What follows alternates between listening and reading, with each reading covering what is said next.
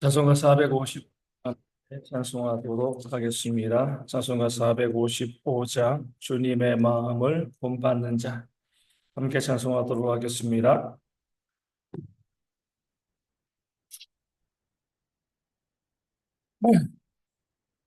찬송가 455장 주님의 마음을 본받는 자 함께 찬양합니다.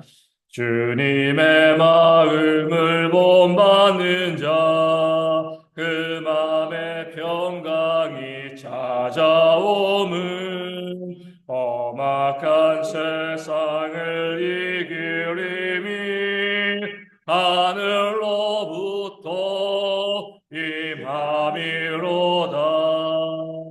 주님의 마음 본받아 살면서 그 거룩하심 나도 이루리.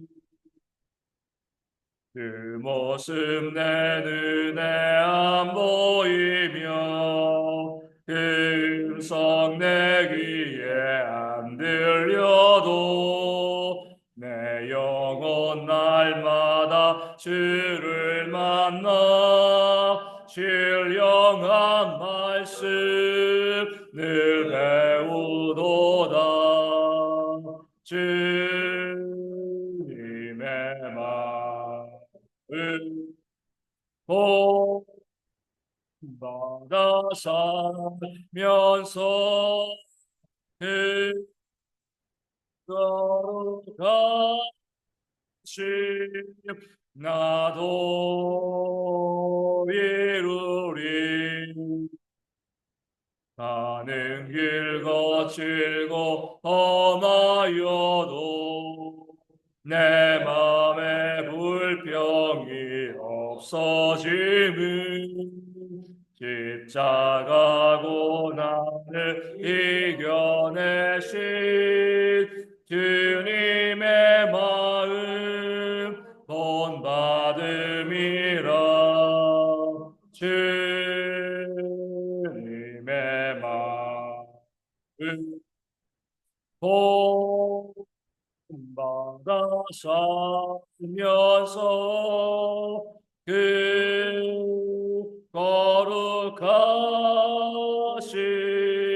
나도 이루리.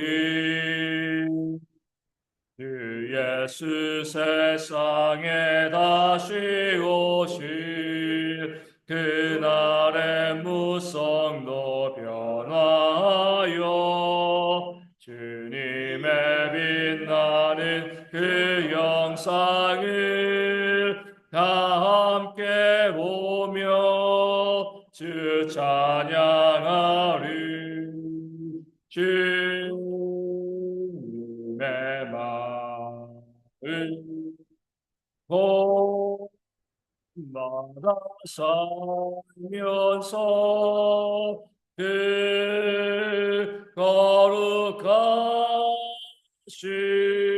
나도 이루리. 아멘. 사도신경으로 우리의 신앙을 함께 고백합니다.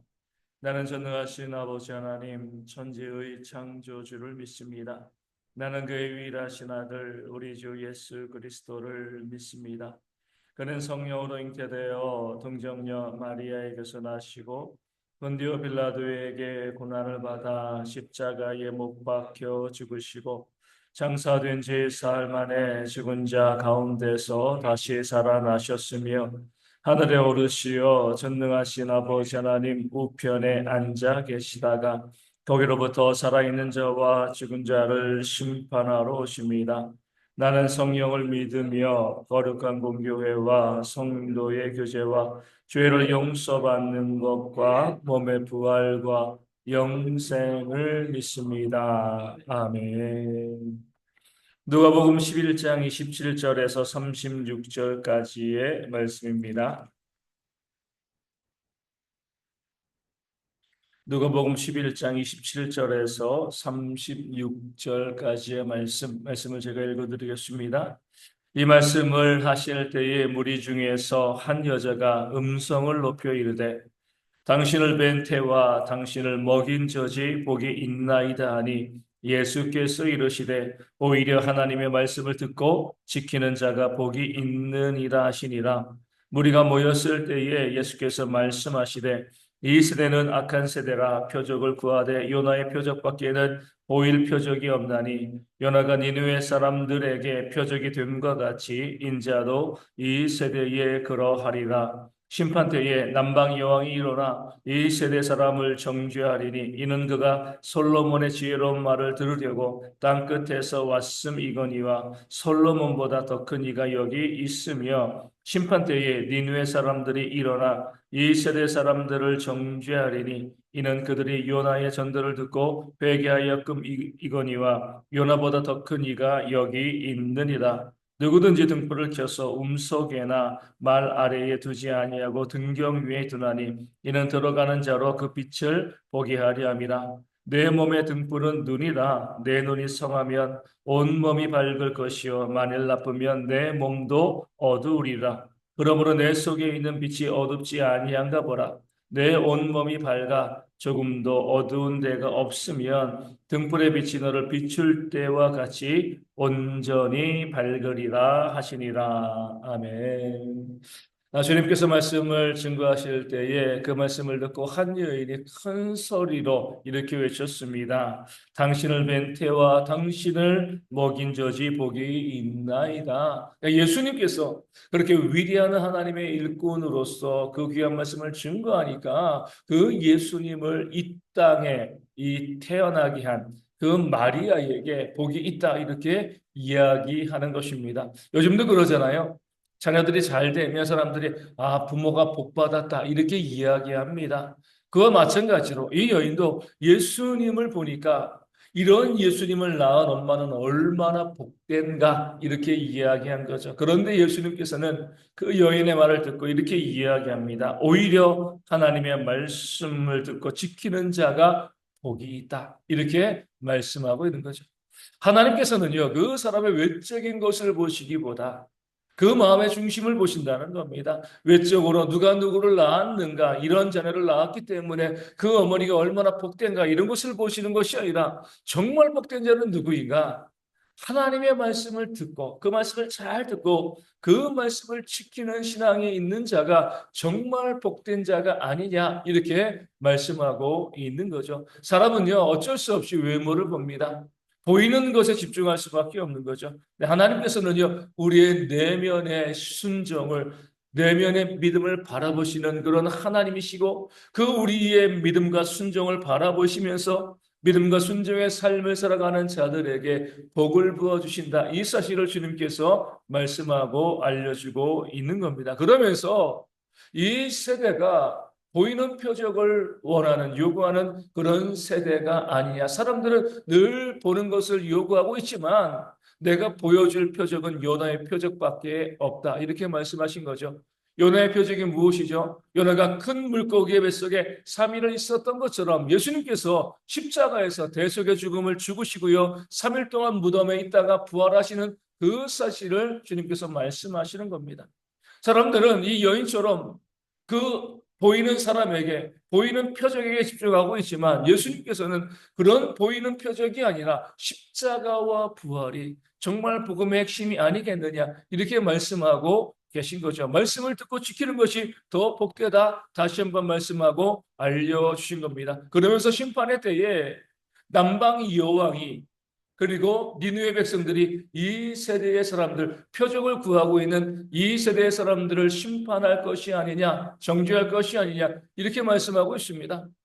지금 예수님 집에 있는 사람들은요, 하나님을 잘 섬기고 있는 사람들이라고 자부하고 있고요, 아브라함의 자손이다라고 이야기하고 있습니다.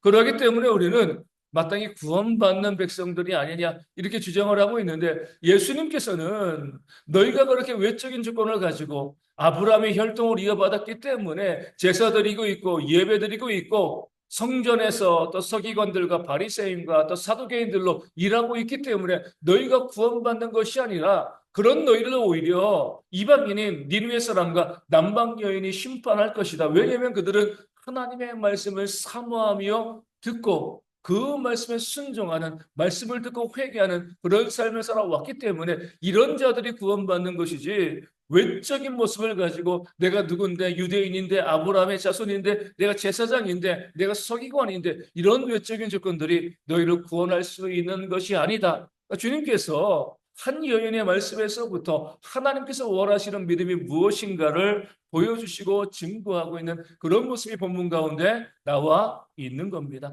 하나님께서는요, 보여지기는 외적인 모습만이 아니라 그 사람이 가지고 있는 내면의 신앙, 말씀을 정말 듣기를 선호하고요, 그 말씀 가운데 순종하는 자들을 찾으시고 그런 자들에게 복을 주시는 하나님이심을 오늘 말씀이 우리 가운데 보여주고 알려주고 있는 거죠. 이 시대에 많은 교인들이, 또 많은 교회들이요, 보여지는 외적인 것들을 자랑하고 드러냅니다. 내가 교회를 몇 년 섬겼는가? 내가 목사인가? 내가 교회의 어떤 직분자인가? 내가 이렇게 교회 헌신한 그 자신의 외적인 것을 가지고요, 자기의 신앙을 드러내고 있습니다. 교회도 얼마나 큰 교회당인가? 얼마나 큰 예배당인가? 얼마나 탁월한 프로그램을 많이 운영하고 있는가? 이런 것을 자랑하고 있습니다. 근데 하나님께서는 그런 교회와 성도들에게 내가 복주는 자, 내가 원하는 자는 말씀을 듣기를 사모하고 그 들은 말씀을 지키는 자가 아니하겠느냐? 외적인 것이 아니라, 보여지는 것이 아니라 그 마음의 진실함을 가지고 늘 말씀을 들으려고 애쓰고 그 말씀대로 살려고 애쓰는 자들에게 내가 복을 줄 것이다. 우리 가운데 말씀하고 도전하고 계신 줄로 믿습니다. 그 주님의 말씀을 듣고요, 우리 또한 말씀을 듣는데 더 사모하는 마음을 가지고 그 들은 말씀을 지키고요, 순종하는 그런 모습을 통하여서 하나님께 복받는 그 삶을 살아가는 우리 모든 우리 성도들과 이 교회가 되어야 할 줄로 믿습니다. 오늘 말씀을 되소리어 주목해야 될 구절은요, 35절에 있는 내 속에 있는 빛이 어둡지 아니한가 보라, 이 말씀입니다. 우리 눈이 밝으면은요, 당연히 모든 것들이 밝을 수밖에 없는 거죠. 마찬가지로 내 속에 있는 빛이 밝으면은요, 온 몸이 밝을 수밖에 없습니다. 내 심령이 온전해질 수밖에 없는 거죠. 내 속에 있는 빛이 이 밝다는 것은요, 내 속에 하나님의 양심, 선한 양심, 진리의 빛이 온전히 비치고 있다는 겁니다. 시편 기자는요, 주의 말씀은 내 발의 등이고 내 길의 빛이라 이렇게 증거하고 있습니다. 진리가, 주의 말씀이 우리 마음 가운데 온전히 중심에 자리 잡고 있게 되시면은요, 우리의 모든 삶이 온전해지고요, 우리가 밝을 수밖에 없습니다. 근데 진리의 말씀이 아니라 그냥 내 생각, 내 주장, 내 고집이 내 마음 가운데 있으면 우리는요, 밝은 것처럼 생각되어지만 뭐와 같죠? 우리는 소경에 지나지 않는 거죠. 주님이 말씀하십니다. 소경이 소경을 인도하면 둘이 다 함께 구덩이에 빠질 것이 아니냐. 내가 밝아야지. 밝게 보는 자가요, 밝게 볼 수 없는 자들을 이끌어가는 것입니다. 나도 보지 못하면서, 나도 소경이면서 내가 다른 사람을 인도하고요, 이끌어 가려고 하면 함께 시험에 들고요, 무너지고 넘어질 수밖에 없는 거죠. 그런 모습이 공동체 가운데 있을 수 있다는 것을 주님께서 말씀을 하시는 겁니다. 먼저 내 속에 있는 빛이 어둡지 아니한가 살펴보라. 내가 진리 가운데 거하고 있는가? 그 말씀 가운데 거하고 있는가? 참된 것을 알고 있는가? 그 모습을 가지고 다른 사람들을 이끌어가고 있는가 살피라는 겁니다. 나도 주의 말씀을 알지 못하고요, 그 진리를 알지 못하고 주의 뜻을 알지 못하면서 그냥 내 생각, 내 뜻대로 내 주변 사람들을 이끌어가고요, 주장하고 또 고집하게 되어지면 함께 구덩이에 빠지고 시험에 들 수밖에 없는 겁니다. 마태복음 10장에서 베드로는요, 그러니까 주님의 고난과 대속의 죽음에 관한 말씀을 듣고요, 그 말씀에 순종하기보다 주님의 길을 막았었습니다. 주여 그리 마옵소서, 이 일이 주님께 미치지 아니하리이다. 베드로 자신의 생각으로는요, 주님께서 고난받는 것이 마땅하지 않는 거죠. 주님이 왜 죽으셔야 되는가? 내가 이 일을 막겠다. 어떻게 보면 그 자신의 생각으로는요, 가장 합리적이고 가장 바르게 생각했다라고 생각하고요, 주님의 길을 막아선 것입니다. 그럴 때 주님께서는 그 베드로에게 사탄아 내 뒤로 물러가라 책망하셨습니다. 그리고 무엇이라고 말씀하신 거죠? 내가 하나님의 일을 생각하지 아니하고 도리어 사람의 일을 생각하는도다. 그 하나님의 일이 무엇이죠? 그 마음의 빛이 밝은 겁니다. 진리죠. 사람의 일은요, 그 마음의 빛이 어두운 거예요. 그 상황에서 그 말씀 베드로의 모든 이야기를 들어보면 얼마든지 그렇게 생각할 수가 있습니다. 내가 사랑하는 주님이 고난받고 죽으시는데 그것을 막아서는 것이 마땅하지 않겠습니까? 누가 뭐라고 이야기하겠어요? 하지만 진리가 아니기 때문에 내가 아무리 그것이 맞다라고 주장을 하고 이것이 가장 옳은 길이다라고 생각해도요. 그거보다 더 중요한 건 무엇이죠? 하나님의 진리의 말씀 내 속에 빛이 되어집니다. 우리도 베드로와 같은 그런 모습으로 사단에게 도구로 쓰임 받는 그런 일들이 발생할 수가 있는 겁니다. 아무리 생각해도요. 내 생각이 옳은 거예요. 내 생각이 맞는 거예요. 이것이 옳은 길이다. 그렇게 주장하는데 하나님께서는 내가 하나님의 일을 생각하지 아니하고 도리어 사람의 일을 생각하는구나. 이렇게 우리를 책망하실 수가 있는 거죠. 우리는요 항상 먼저 이렇게 생각해야 됩니다. 내 생각은 틀릴 수 있다는. 그 내 생각을 진리의 말씀을 가지고 점검해 보는 모습이 있어야 되는데 말씀을 가지고 내 생각을 살펴보는 것이 아니라 늘 내 생각이 먼저 앞서다 보니까 내 주장이 앞서다 보니까요. 함께 공동체를 어디로요? 구덩이로 이끌어가는 그런 모습들이 우리 가운데 있을 수 있다는 겁니다. 내 속에 빛이 어둡지 아니한가 살펴보라. 이 말씀을 우리가 묵상하고요.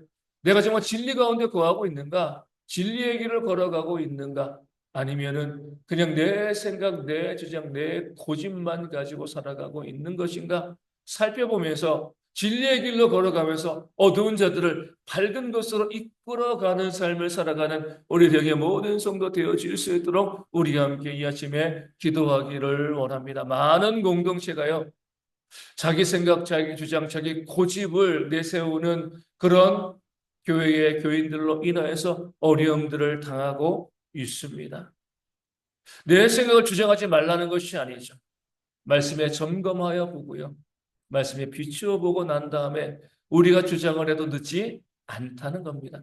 항상 그리고 주의 말씀에 이렇게 나와 있기 때문에 그 말씀에 근거하여서 우리가 이렇게 하기를 원합니다. 이것이 제 생각입니다. 이렇게 주장을 하는 것이 맞는 거죠. 그렇게 하지 않고요. 나는 이렇게 배웠는데, 나는 이렇게 신앙생활을 했는데, 내가 알기로는 이렇게 한대. 이런 것들은요, 다 잘못된 길일 수가 있는 겁니다. 오직 우리의 길을 비춰주고요. 우리의 발이 등이 되는 것은 하나님의 말씀임을 기억하고 무엇을 주장하려거든 주의 말씀을 펼치고요. 말씀의 근거에서 말씀에 이렇게 나와 있기 때문에 우리가 이렇게 하였으면 좋겠습니다. 라고 이야기할 수 있는 지혜가 우리 모든 성도 가운데 있어서 하나님께서 우리 가운데 부어주시는 그런 복을 받아 누리는 우리 모든 성도가 되어질 수 있도록 이 아침에 함께 기도하기를 원합니다. 말씀을 기억하여 주시고요. 오직 우리가 내 외적인 것을 자랑하지 아니하고요. 듣고 순종하는 일에 집중할 수 있는 그런 모습이 우리 가운데 있을 수 있도록 내 생각과 내 주장을 고집하는 것이 아니라 오직 하나님의 말씀에 따라 살아가는 그런 지혜가 있어서 우리의 삶이 정말 복된 삶이 되고 나를 통해서 많은 사람들이 함께 복을 누리는 그런 삶을 살아갈 수 있도록 이 아침에 기도하도록 하겠습니다.